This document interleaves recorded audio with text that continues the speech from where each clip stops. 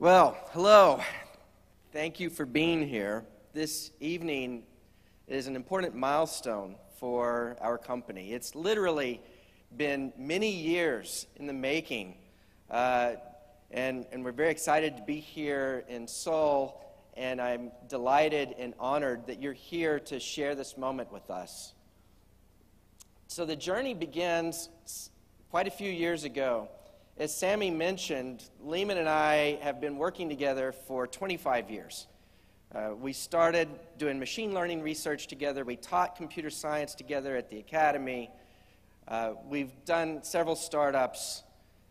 At the end of the last startup that we started back in 2012, Lehman decided that he wanted to solve a really hard problem.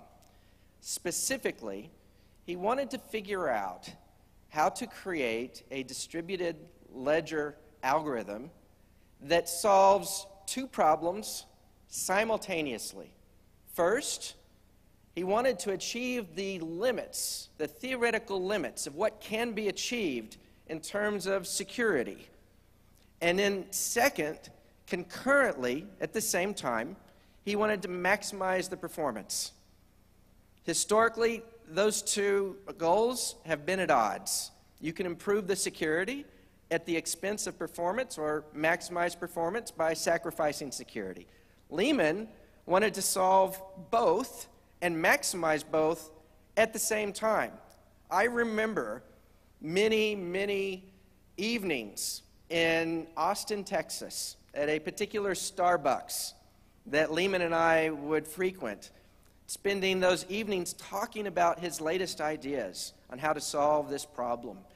And there were so many dead ends, so many ideas that he would think of and pursue, and it turned out to not work for one reason or another. In 2015, he solved the problem. Today, we call that the Hashgraph. It's an algorithm. It's an alternative to blockchain, totally different from blockchain, but importantly, it's a fundamental advance in the state-of-the-art of distributed ledger technology. He did achieve the goal. He solved the problem of having an algorithm that is both something called asynchronous Byzantine fault tolerance, that's the theoretical limit of what can be achieved in terms of security, and at the same time, fantastic performance, the best that one can do in terms of the algorithm's performance at the algorithm level. So we decided, you know, if we look across the market at what's happening, Bitcoin had made a market. When Lehman started the work, he didn't start the work in 2012 because he saw what was happening with Bitcoin. He started the work because we wanted to improve the way the internet works. There are some fundamental problems in the way the internet works today. He wanted to be able to make it possible for us to reach out and grab a slice of cyberspace and be able to work together and to play together and to exchange goods and services with one another without the requirement of having to trust a third party with our privacy and our data. That was the goal from day one. Had nothing to do with Bitcoin. But through those years, of course, Bitcoin took off and made a market. And so in 2015, we decided he solved the problem. Let's take Hashgraph and take it to market. So we started a company. It's called Swirlds. And Swirlds was focused on not public ledgers, but private ledgers, permission networks. At the time, Lehman and I were unknown in the industry. We didn't have a reputation in this industry. And we were using a brand new algorithm that no one had heard of. So we understood, in order to achieve our goal, our vision of where we wanted to take the technology and how we wanted to improve the internet, we had to start first with permission ledgers. And we did so. And we got traction.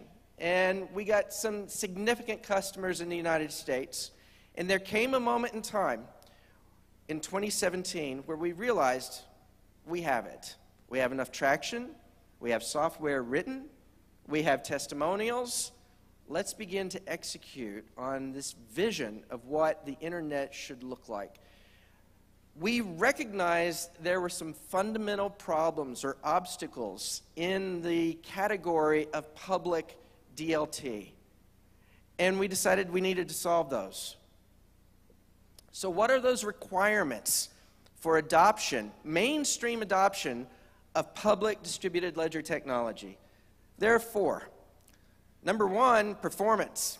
I mean, we all know, the entire industry knows that the performance of first and second generation public DLTs is just not sufficient. There's not that many things you can do at 7 transactions per second, right? We needed orders of magnitude improvement in that performance.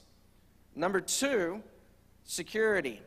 If it's going to be the case that these public ledgers are being used to transfer ultimately trillions of dollars of value, then you have to assume that the network is going to be attacked. And therefore, you have to start with the very best building block that one can achieve, because if you do, then the house that you build looks very different. It has a different set of properties than if you don't. So you have to achieve asynchronous Byzantine fault tolerance as the foundation for the platform that you're building. Thirdly, stability. The entire market is made up of open source platforms. That's been good and bad. Part of the downside is that we all assume that the existing public ledgers are going to hard fork and split into competing platforms with competing cryptocurrencies. That causes a serious problem for mainstream adoption. When you have an application running on top of one of those platforms, and those platforms hard fork, the state of your application splits along with the new network. You have duplicate copies of your state, one on the original network, one on the new network. The software that's used with your application, the client software that runs on computers and smartphones, when it connects to the network, it doesn't know which is the official version of the application. And transactions now begin to happen on both. And the state of your application diverges. It creates chaos. And because of this, it's not going to be the case that enterprise managers, that considering spending millions of dollars to build an enterprise application on top of one of these networks, will take the risk. It's just too risky. That problem has to be solved. And we address that, and I'll explain how in a few moments. If you can solve these three problems, performance, security, and stability, the final piece is governance. What is the organization? Who are the people that are managing this platform? The way we're addressing governance is fundamentally different than what we've seen in the public networks today. We started with the goal of building a governing body that is the most decentralized, most representative of all use cases in all major markets. It's a council of 39 global blue-chip organizations, cross-sector, geo-distributed, and term-limited. We want representation from 18 sectors of the market, not a bunch of financial institutions. There'll be a couple. But 18 sectors represented. Geo-distributed. We don't want all of the representation to be from a single jurisdiction. And then finally, the council members are not members for life. They can serve up to 2 3-year terms for a total of 6 years before having to move off the council. That's our approach to governance. This is the software stack. At the bottom, you can see that there's the Hashgraph consensus algorithm. It's the foundation that makes all of this possible. On top of that, we have 3 core services. Cryptocurrency with native support for micropayments. When I say micropayments here, I mean that it's possible for one user to make a payment to another user of a fraction of a cent, maybe a 100th, or even a 1,000th of a penny, and do so economically, and do so at the native level. We're not talking about adding additional levels of additional layers on top of the foundation. This is at the very bottom of the stack. No need for a Lightning Network or side chains. Cryptocurrency, smart contracts with support initially here for Solidity, and then finally file storage. With that set of services, it becomes possible to build arbitrarily complex distributed applications. That's what this platform is meant for. So we introduced this concept, our vision for what a public ledger should look like, a year ago in New York City. Let's take a look.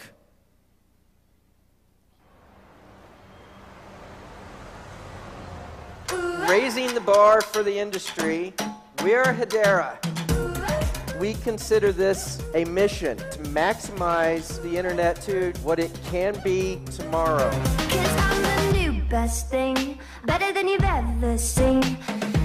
Fair, fast, and secure. Trusted transactions, whether that's voting or consensus. First of all, it's not fairness, it's fairness of ordering, fairness of timestamps, fairness of access. We open up a whole new genre of applications. Out with the old and in with the new. I sparkle like a ruby pot of gold for you. All sugar and spice, you know I'm not nice, but I'll send you down the road straight to paradise. The Hedera Hashgraph technology platform has implications that stretch all the industries on planet Earth. 'Cause I'm the new best thing.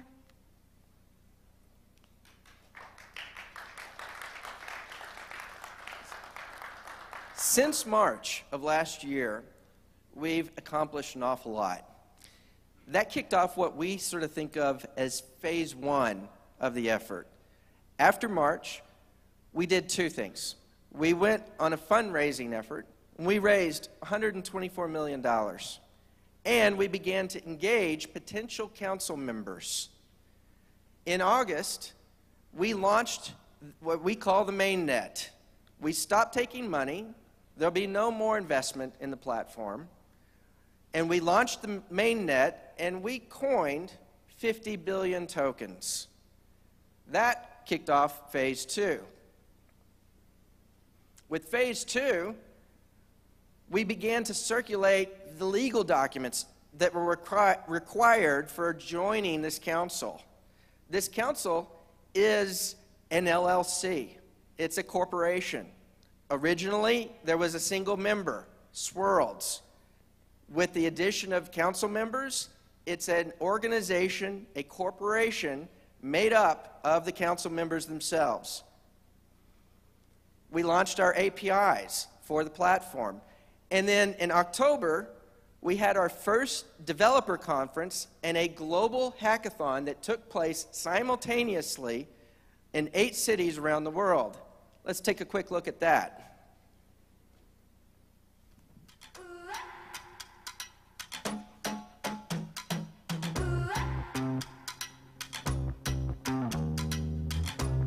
I could not be more excited to have you here with us to kick off our first annual developer conference, Hedera 18. We've just wrapped up our first 8-city, 2-day global decentralized hackathon.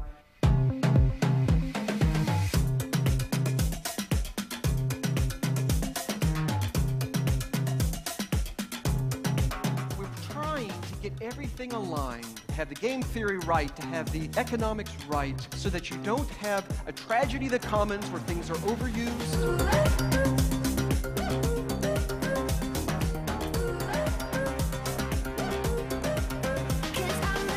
Best thing, I'm the new best thing, better than you've ever seen. I'm the new best thing.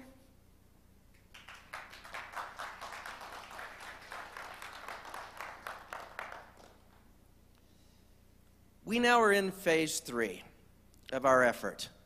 And with this phase, we're testing the mainnet. We launched a community test program, which we've now completed. And yesterday, we had our first council meeting, and we had a ceremony where I countersigned the legal agreements expanding the organization from 1 member, Swirlds, to now 6 by adding the next 5.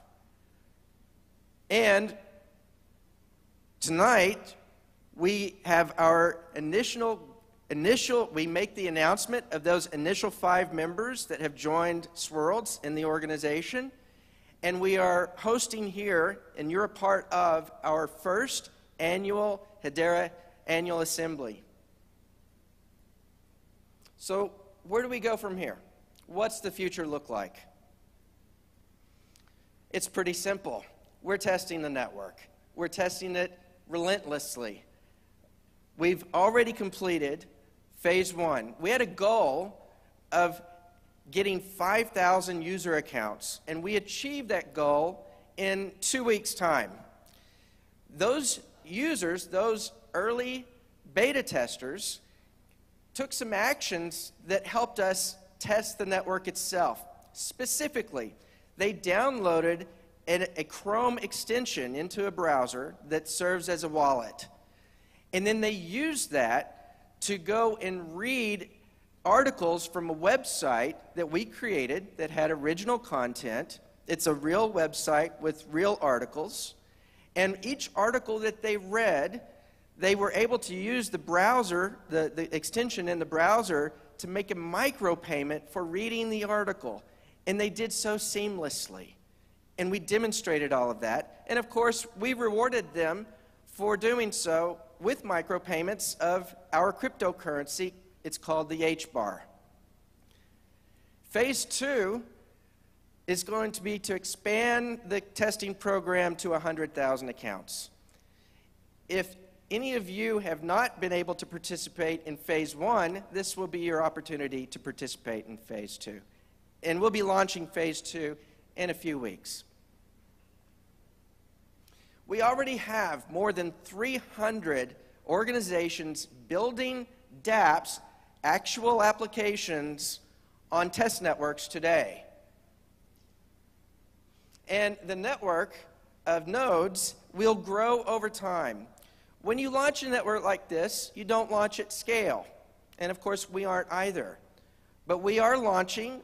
The nodes are being operated and managed by the members of the council. Initially, it will just be the members of the council. But in the coming months and years, we will expand that through a sharding solution to enable anyone that wants to run a node in the network. We expect tens of thousands of nodes, if not more, to participate in this global Hedera network.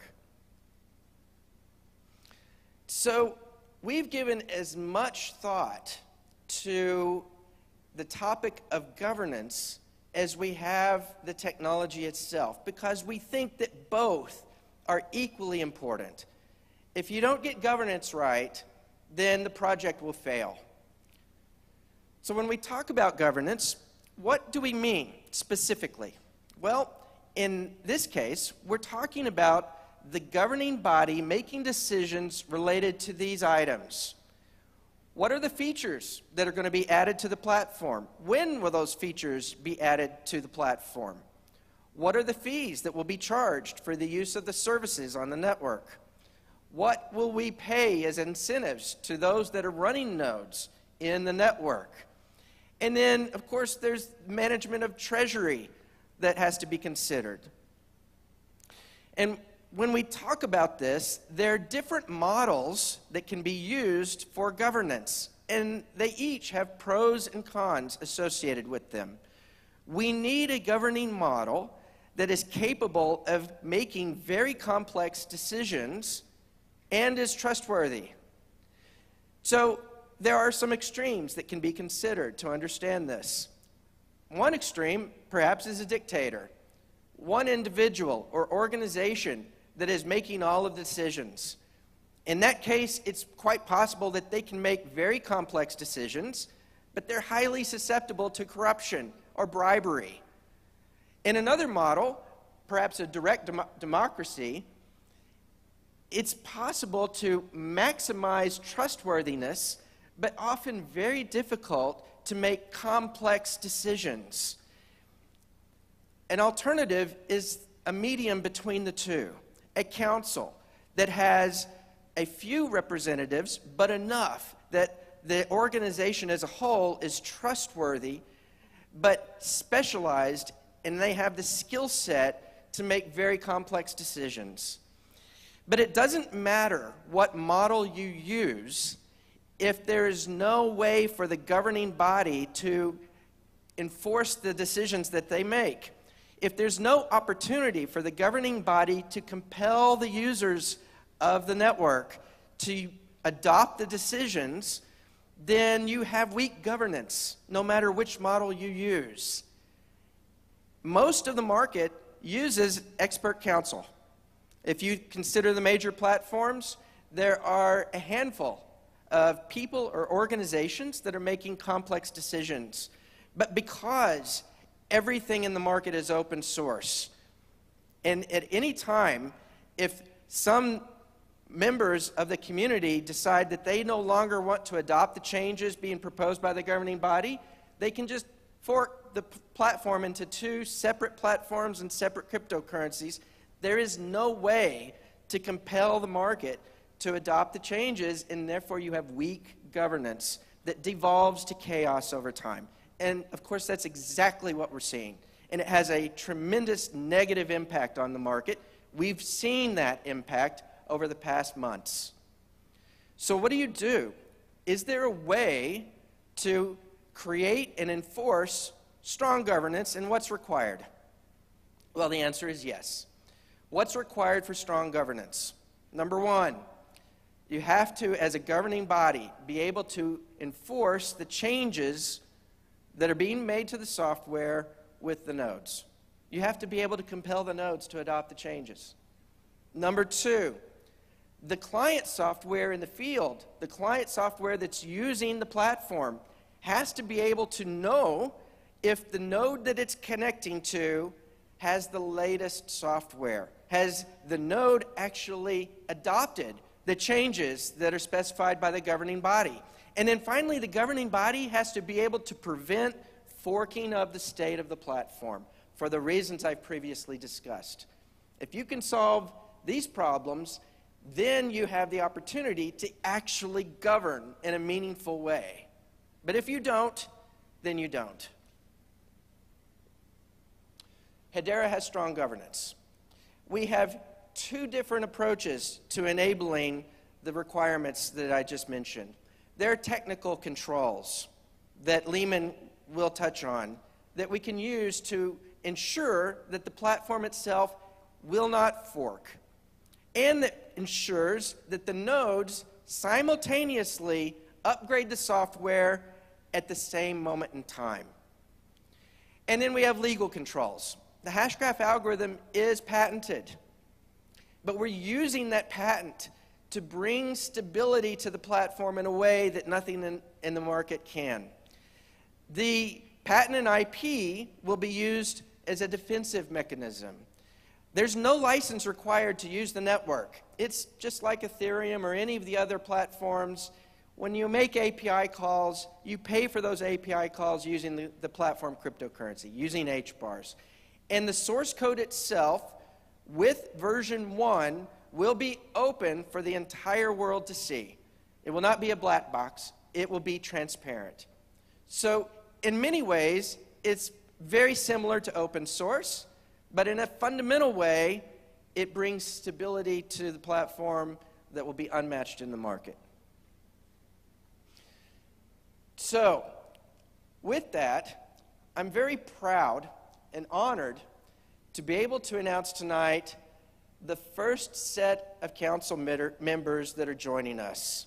The first 5.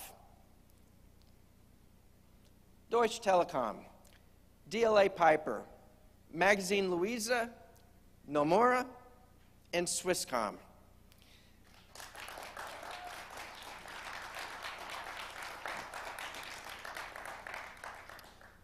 Several of these members are here with us tonight. They will be on stage and sharing information with you.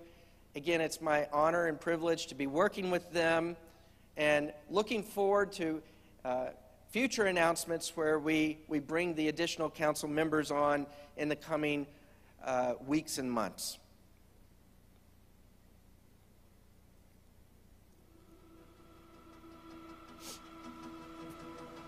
We are in the dawn of a new decentralized era, where people who don't know or trust each other can securely collaborate and transact online without the need for an intermediary.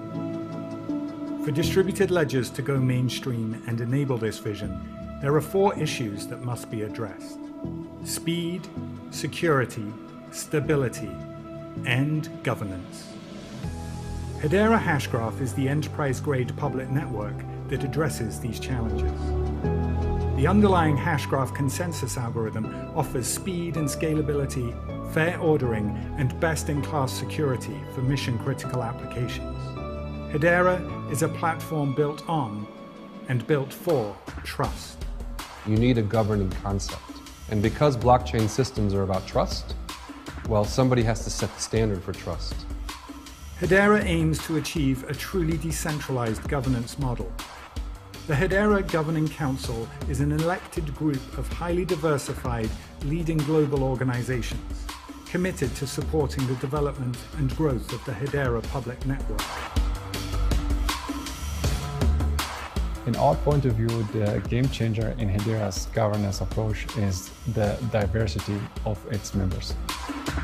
Comprised of the world's most innovative companies across different industries and geographies, the Hedera Governing Council will chart the path for the Hedera platform and public network. Their responsibilities include hosting and maintaining initial network nodes, establishing a governance framework for global markets, and overseeing the software run by hundreds of thousands of nodes at scale, and for the overall direction of the Hedera platform's codebase. We decided to join Hedera Hashgraph, but not only join, but being a counselor on the Hedera Hashgraph network, because it's important for us to influence the future roadmap. The Governing Council will play a crucial role for this emerging sector, creating the best practices and guidelines that will serve the industry for decades to come. But we're all going to be able to get together and share that sort of global best practice knowledge on a series of interesting and challenging questions about the future of this technology and how we can help frame a governance around it. Hedera Hashgraph goes beyond blockchain with a fast, fair and secure distributed public ledger governed by the world's leading enterprises and made for developers, creating a trusted and empowered digital future for all.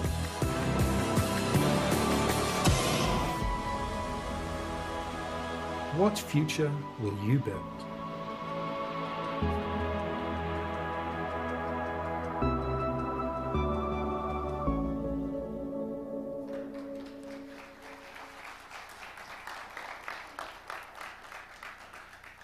I want to emphasize that these governing members will actually govern. The organization has committees. For example, a technical steering committee, legal and regulatory committee, marketing and PR, and many others over time. And the governing council members, where they have expertise, contribute that expertise to the committees. The committees have oversight of all the business functions of Hedera as an organization. And of course, the governing members have use cases. They already have ideas for exactly how they would like to use a public network to realize real value, both in the top line and the bottom line. And so we're honored again to welcome our first 5. We look forward to filling out the rest of the 39 through the remainder of this year. And we thank you all for being here with us tonight, and I look forward to speaking with you afterwards. Thank you.